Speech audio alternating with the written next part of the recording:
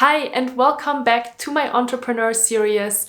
Every month I am talking about how I am building my business. I'm talking about all of the successes, all of the challenges, all of the failures, all of the rejections, because it is a really powerful way for me to reflect on how I'm building my business. And I hope that this will help you in the process, of course, as well. So welcome to my journey and thank you so much for sharing it with me.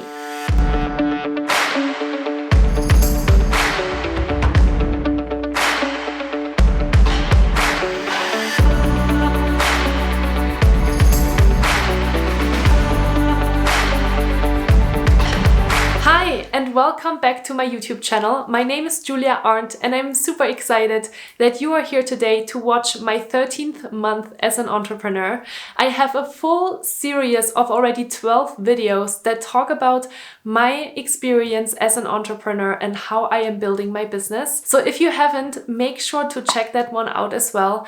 And in the process, make sure that you subscribe to my YouTube channel and that you hit the little notification bell to make sure that every time when I am posting new content, you will receive a notification. So let's start and let's talk about my 13th month as an entrepreneur and all of the ups and downs that of course I am experiencing on almost probably a daily basis, because that's just what being an entrepreneur is all about. The month of February was really powerful and really interesting. I did a lot of new things, and so let me talk with you a little bit more about what I did. First of all, I was looking for a book agent. So if you have watched my previous videos, you know that I have been writing a book proposal and that I really want to publish a book. So in the last couple of weeks, I have been looking for a book agent and I have received a lot of rejections, which has been really hard, but at the same time, I really tried to not take it personally. And every time I received a rejection, I just sent out a round of more queries in order to make sure that I find a book agent that is right for me. And luckily enough, I did find a book agent that really loved my idea and that was really connected to my story and my experience and the peak performance model. And I signed with him 2 weeks ago our book agent contract, and I couldn't be more excited. I think I received in total around 8 to 10 rejections before I found him. And I think this is a really normal process. So don't be discouraged no matter what you're doing, when you're receiving rejections, because it doesn't mean that you are not good enough or the work that you are doing is not interesting for other people. It just means that you need to find the right person. And sometimes we also need to make some small changes and shifts in our story or just in our pitch in order to help people understand what we're really trying to bring across, but never take these things personally. I really love the book Big Magic by Elizabeth Gilbert. If you haven't read this book, I would really highly recommend it to you because it is really powerful to read it when you're building your own business. And she is talking about rejections and how she's coping with them as well. And I think it is really inspiring and it has helped me really set the right mindset about a rejection is just one step closer to the right person. So I got a lot of rejections, but I found a book agent and I'm very excited to work now with him on improving my book proposal.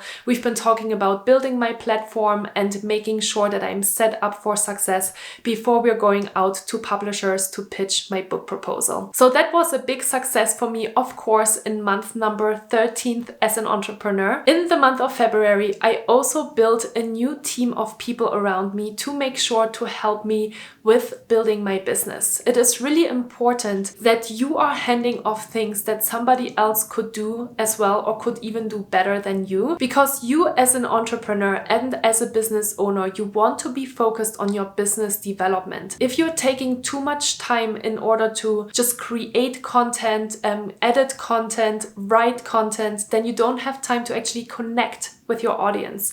And I really try to free up time for that because it is really important for me to talk with you, to talk with my audience, and to make sure that I understand your struggles, your challenges, your fears, your beliefs, your hopes and dreams.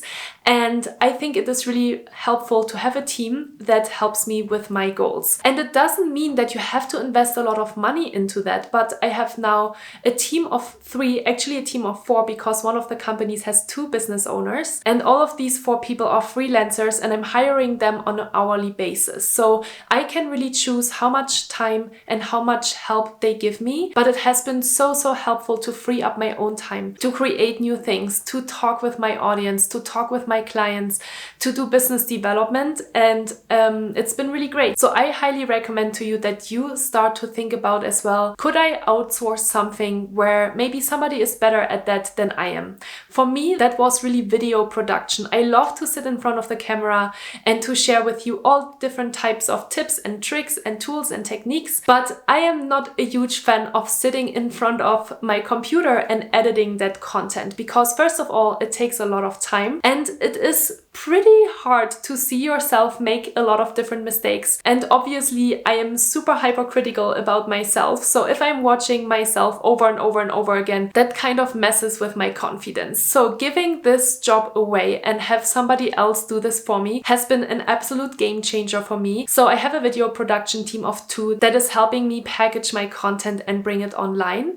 And then I have 2 other people. I have a virtual assistant that helps me with my marketing copy, with newsletters, with just strategy. And I hired a new person in the month of February that does PR for me, a PR assistant that is helping me get placed in the radio, on TV, in online publications. And it's been really fun to see how powerful that is and how quickly you can actually get placed if you have somebody that is professional and that has experience in that field. So I hired a PR agent in the month of February also to help me build my platform, which is really important and crucial for my book launch. So I'm really excited about her, and I already got placed in a couple of different things this month. I was on 2 local radio shows, and I also was on TV this month. Really crazy. So let me see if I can insert the video directly in the video here. This morning we've got peak performance coach Julia with us talking about how not to burn out. So Julia, you were telling me that you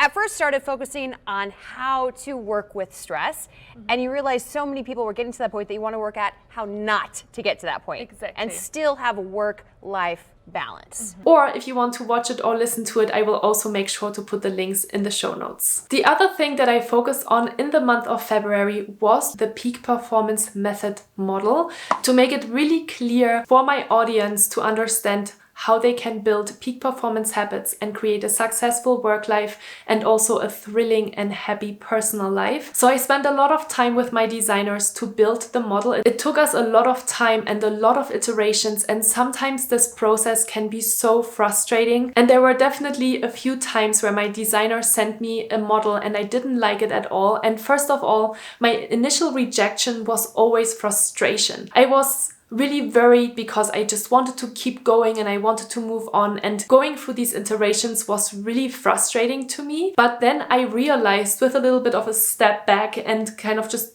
diving deeper into how I want my method and how I want my model to look like, this is the process. I have to go through the process to make sure that my method and my model makes sense, that it is successful, that people understand it. So it actually helped me develop my method further and make sure that I'm really crystal clear on what I want to do. Because only if I am crystal clear, then of course my designer understands what she's supposed to be doing. And of course then also my audience understands what I'm trying to tell them. So that was a really powerful process and a really good reminder that when we are iterating and when we are collaborating with somebody on something, then it's the only time when we are actually building a successful project. It is not going to happen overnight. It is not going to be one iteration. You just put it all on paper and it's going to be perfect. Sometimes that happens, but I would say this is really rarely the case. And most of the times, multiple iterations and multiple people are necessary in order to make a project really beautiful. And just being mindful of that and having that realization completely changed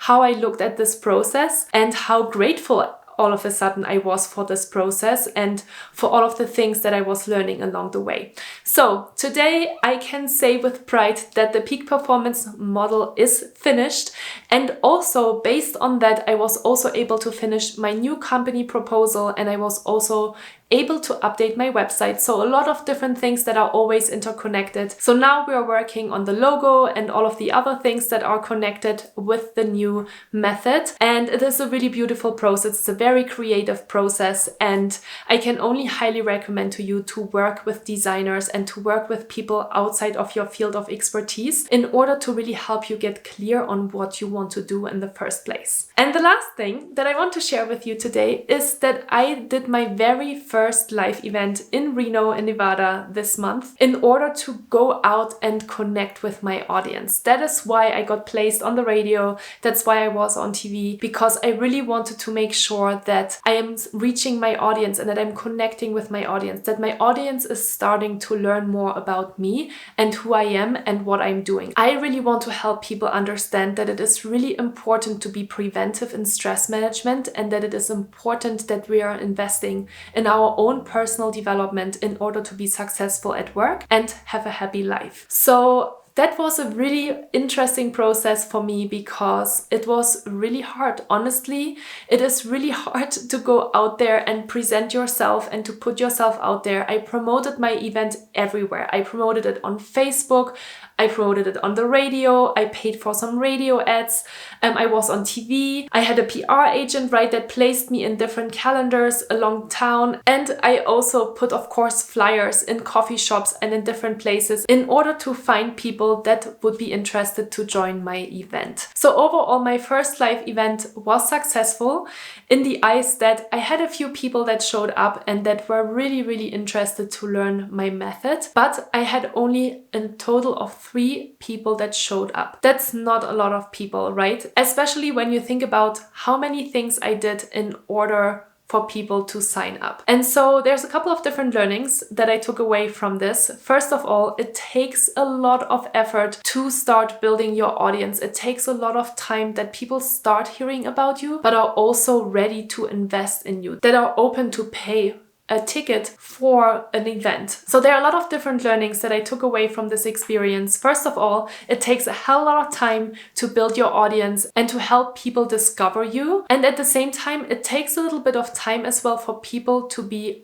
ready to pay for you. So I charged $49 for the event for a 2-hour workshop and I had only 3 people show up. The people that showed up were amazing and they were really the exact people that I want to target and that I want to help be more successful in their life. But it was only 3 people. And of course, at the end of the day, that was a little bit disappointing for me because I invested a ton of energy and a lot of time into putting the event together, finding a space, advertising, talking to people. And at the end of the day, I had only 3 people that showed up. And the 3 people that showed up weren't even people that listened to my radio ad or that watched me on TV. They were people from my friends' network. So this is really, really powerful. And it is important that you just start somewhere. It is okay. And it is okay to be a little bit disappointed about this as well. That's just what it is. And that's, I believe, how everybody started. Start with the 3 people that show up and do your best and practice and see what resonates with people and what doesn't resonate with people. 3 people is better than no people, and it just means that you're starting with 3 and then I will build up and I will have more people in the future. And I truly believe in that. I am not giving up. I am staying absolutely overly optimistic and positive that I am building the right business and that I can help a ton of people be successful. So that is just what it is. But it was obviously, I already mentioned it, a little bit disappointing for me. But as I said, there's a lot of learnings and, I think it always takes me back and it keeps me stay really, really humble. And it also helps me stay curious and it helps me have much more of a growth mindset and a mindset of like, okay, what can I improve? What did I not do wrong? How can I make this a little bit better? And so in the month of March, I want to give my first live event in the Bay Area in Silicon Valley because I believe that maybe my audience is more over there. The population is a little bit more dense and I have a really powerful network down there.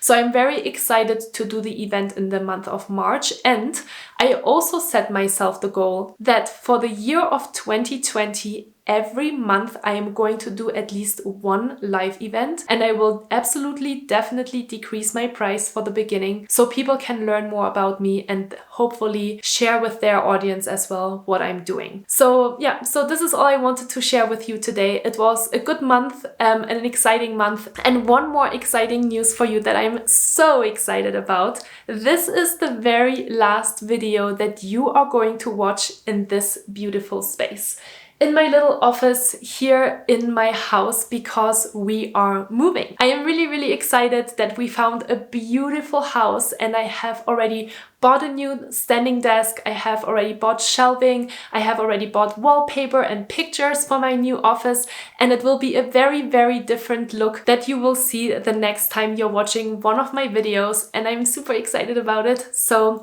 that has obviously taken a lot of my time in the month of February as well, because we had to do a lot of paperwork and take care of a lot of different things, a lot of different details necessary in order to make this happen. And then I'm also planning to Airbnb out my house here right now. And so yeah, so there's just a lot of personal stuff going on as well. And this is something that we shouldn't be forgetting about, right? It is not just about work. It is also about building a really beautiful life for yourself and to have fun in the process. So I hope this video was helpful for you. If you liked it, leave me a thumbs up, subscribe to my channel, make sure that you're checking out the Entrepreneur series, and leave me a comment down below. What is your biggest challenge building your business? Do you have any questions for me? Maybe you have just started building your business and there is something I can help you with. Let me know. I am more than happy to answer any questions. So I hope to see you soon. Month number 14 is just around the corner, so stay tuned and talk to you soon.